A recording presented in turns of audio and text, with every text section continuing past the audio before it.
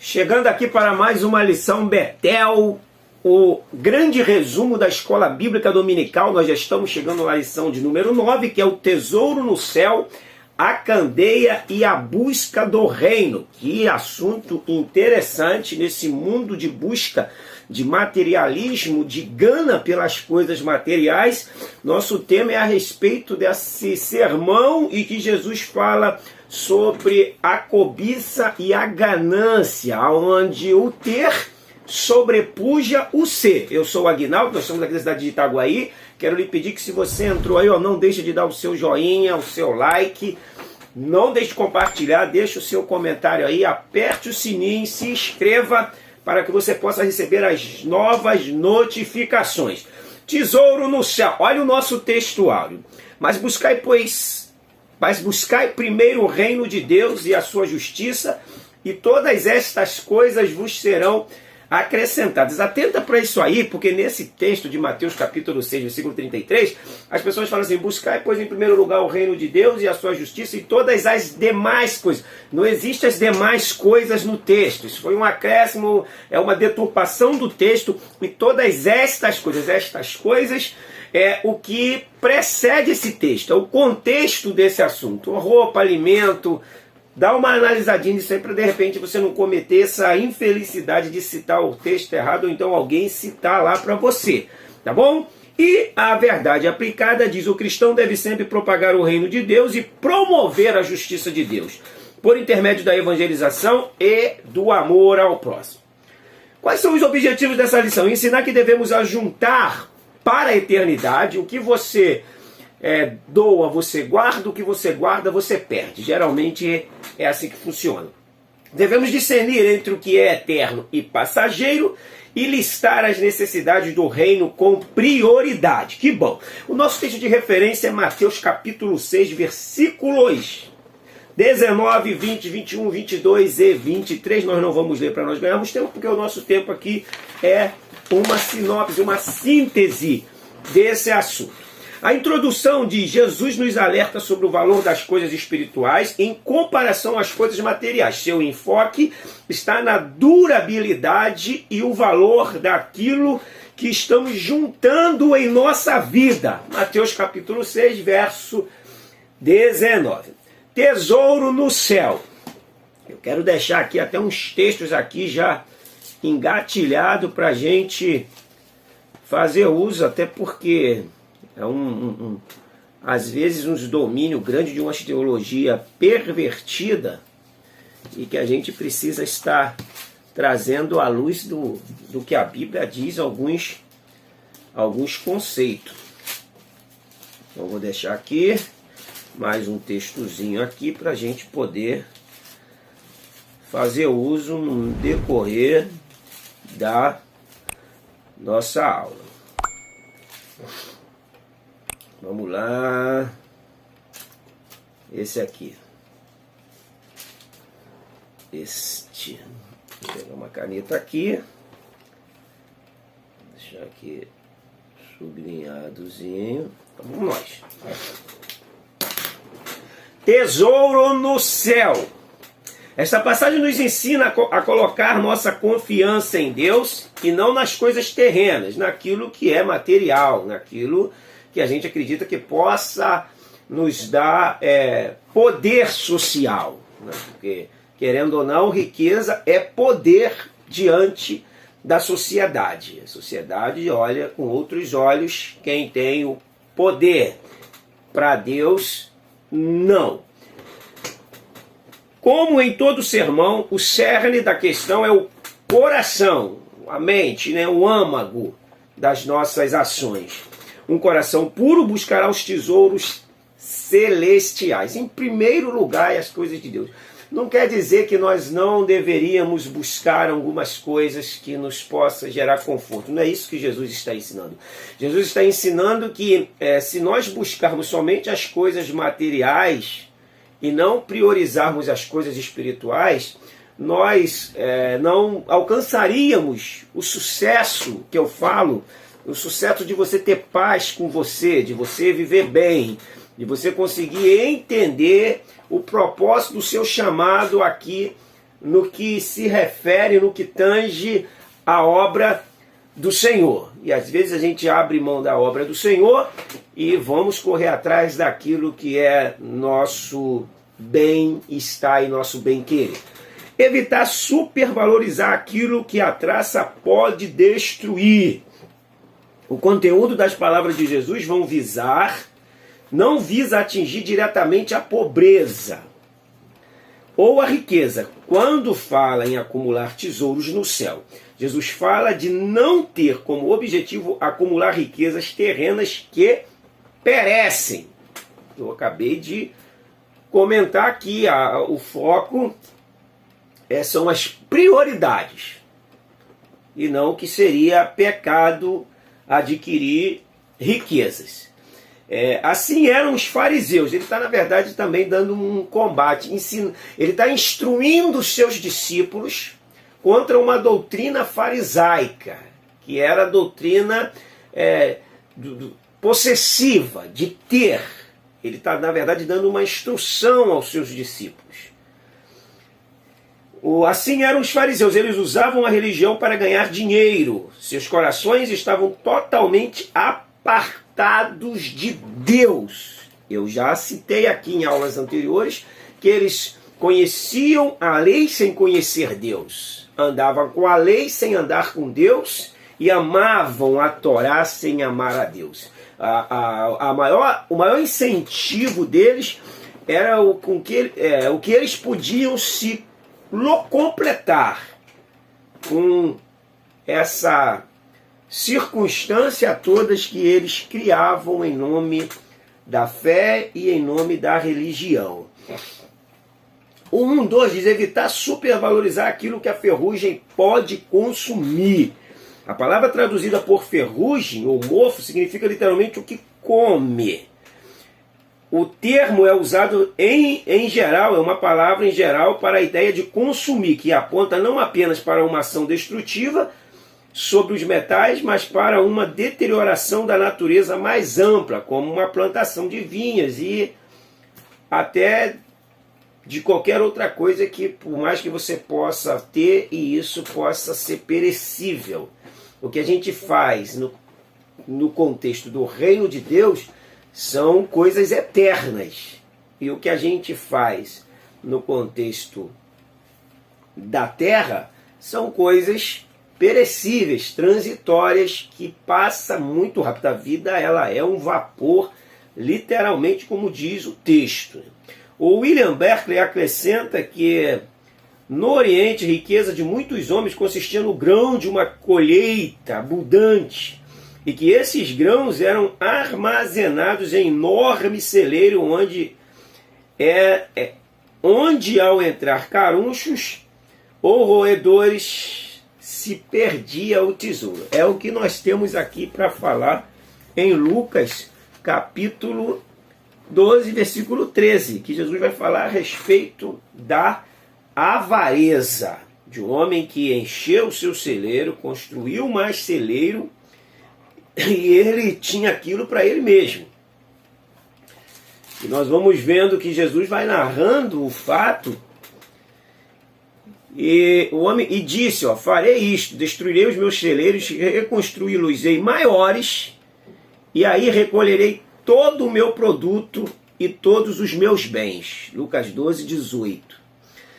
Então direi à minha alma, tens em depósito muitos bens para muitos anos, descansa, come, bebe e regala-te. Mas Deus lhe disse, louco, esta noite pedirão a tua alma, e o que tens preparado para quem será? Assim é o que entesoura para si mesmo e não é rico para com Deus. Olha só aqui. Que situação que Jesus está contrapondo aqui ao avarento, aquele que cobiça, aquele que quer ter demais, enquanto o próximo às vezes está passando aperto e está em necessidade. Evangelho de Deus, que Deus nos ajude, que Deus nos ajude. Evitar acumular onde ladrões minam e roubam. Esse é o 1:3.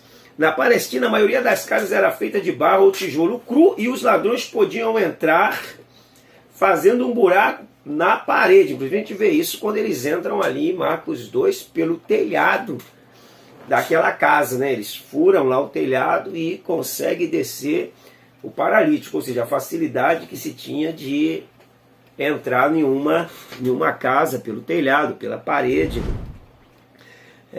Roubavam tudo que podiam carregar, ninguém estava seguro, e por mais cuidadosos que fossem, não podiam conservar seus tesouros.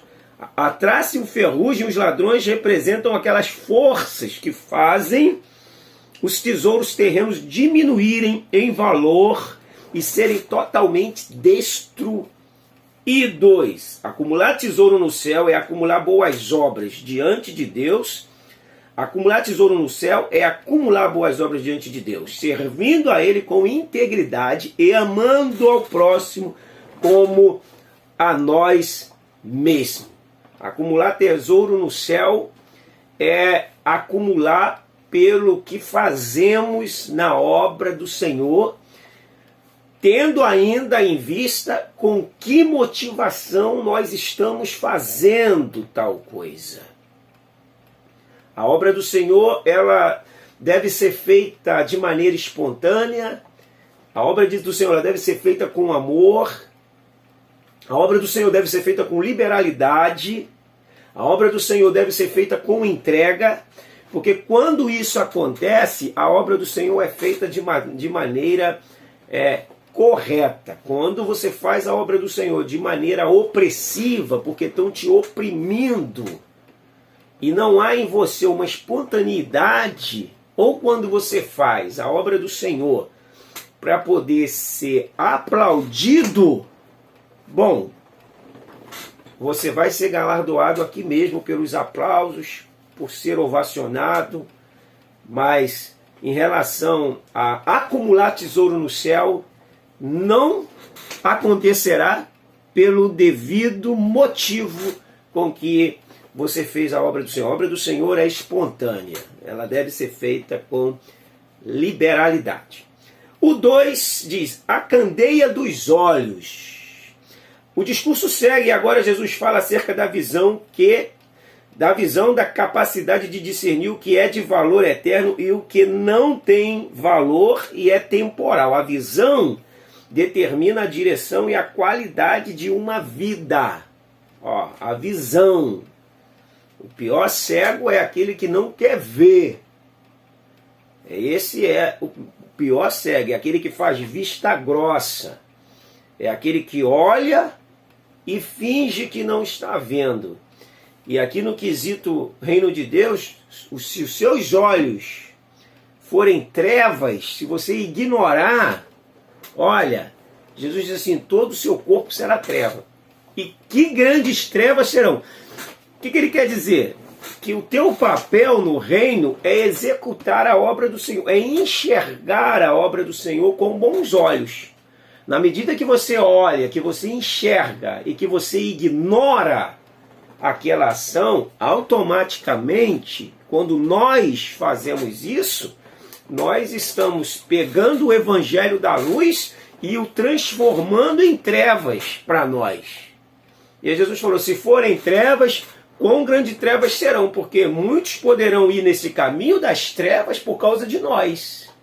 O nosso papel é levar a luz e não apagar a luz e transformar a luz em trevas.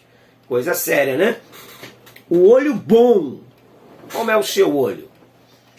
Você pode ter problema nos olhos, pode usar óculos, como eu, mas se o seu olho espiritual tiver bem, funcionando bem, com certeza ele vai te conduzir por caminhos onde a obra do Senhor será realizada de verdade. A gente fala a obra do Senhor e geralmente a gente tem que desmistificar alguns conceitos do que é a obra do Senhor e do que é a obra da igreja, né? Eu sempre digo, primeiro a gente se envolve com o Senhor da obra, depois a gente se envolve com a obra do Senhor, depois com a obra da igreja.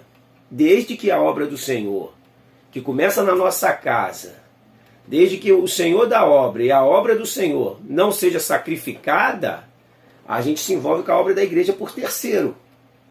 Se a obra da igreja estiver me atrapalhando e eu me envolver com o Senhor da obra, eu vou abrir mão da obra da igreja para ficar com a obra do Senhor, com o Senhor da obra.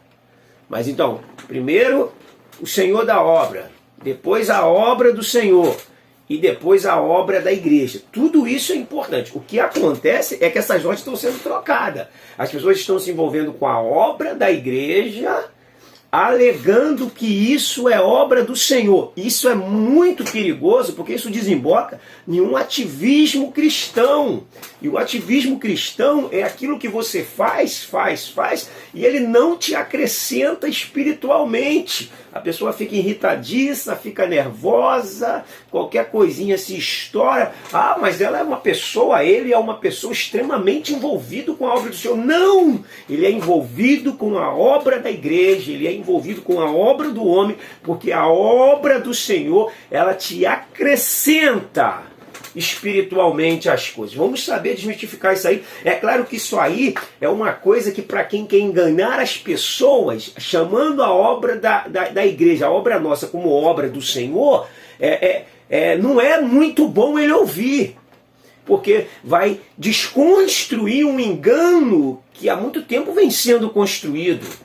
Então, vamos repetir: obra, o Senhor da obra, obra do Senhor e obra da igreja. Tá bom? Lembrando que a obra do Senhor primeiro começa dentro da sua casa. Se você está abrindo mão da sua casa para ir para a igreja, alegando que a obra do Senhor, pronto, você abriu mão da obra do Senhor para a obra da igreja. Obra, Senhor da obra, obra do Senhor e obra da igreja. Podemos nos envolver com a obra da igreja, tendo em vista que isso não vira e não desemboca em nenhum ativismo cristão.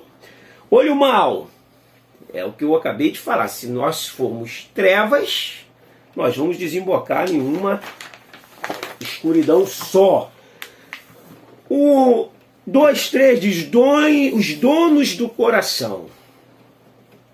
As ideias de dois tesouros e dos dois olhos nos preparam para o clímax da escolha entre dois mestres.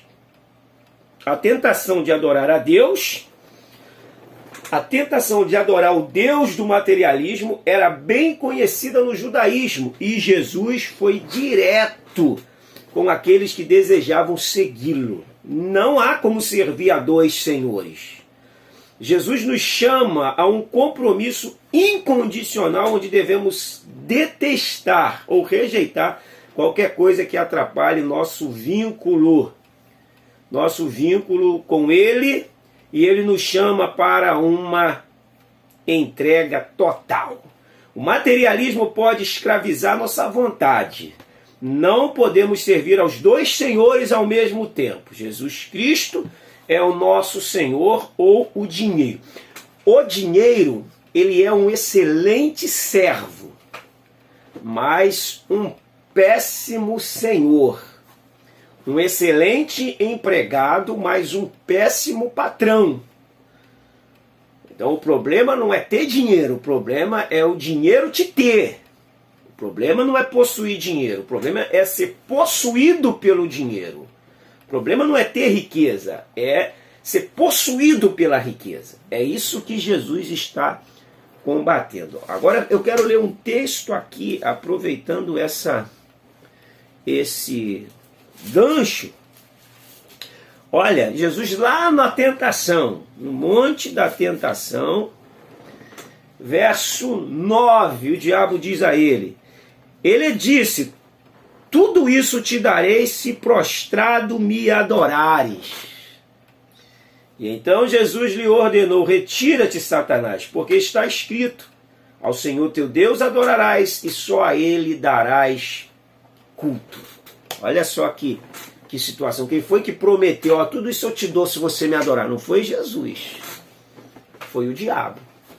E Jesus está combatendo justamente isso aqui, a adoração à riqueza. Era o que o diabo tentou propor para Jesus, e que ele propõe para muitos crentes, e muitos crentes caem nessa malha fina dele. Vamos ao 3. 3 diz a busca pelo reino e pela justiça. Prioridade de cada cristão. Buscar o reino de Deus deve ser a prioridade de cada cristão. E na lista de nossas prioridades, o conhecimento de Deus e de seu plano salvador deve sempre vir em primeiro lugar. Olha um texto que eu separei aqui de Jó, que quebra um pouquinho essa ideologia de uma doutrina capitalista, triunfalista. Diz assim, é o verso 9 e 10 de Jó 2.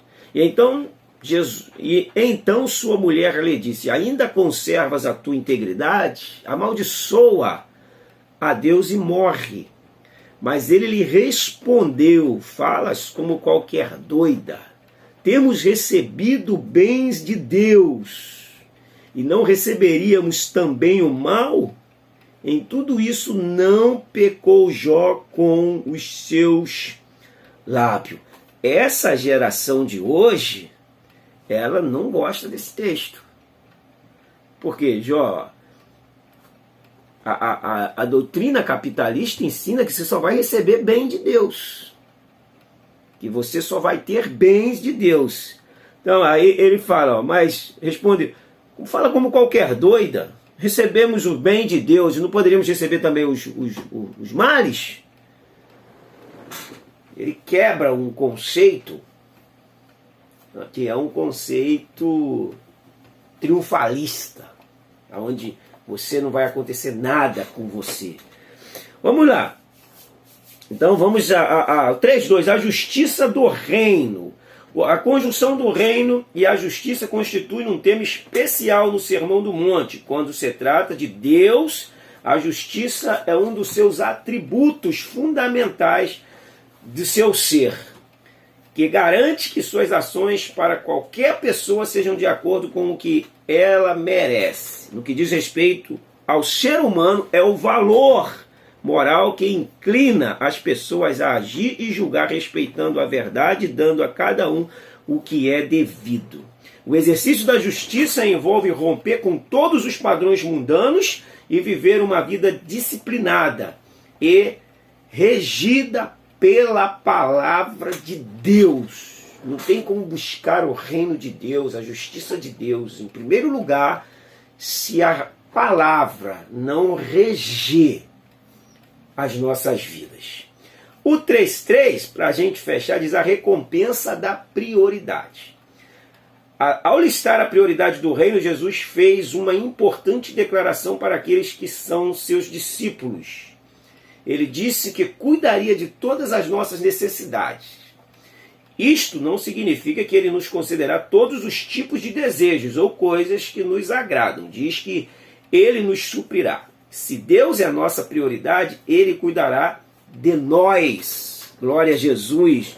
Nossas decisões devem girar em torno de Deus. E seu reino e justiça devem ser sempre a prioridade das nossas vidas.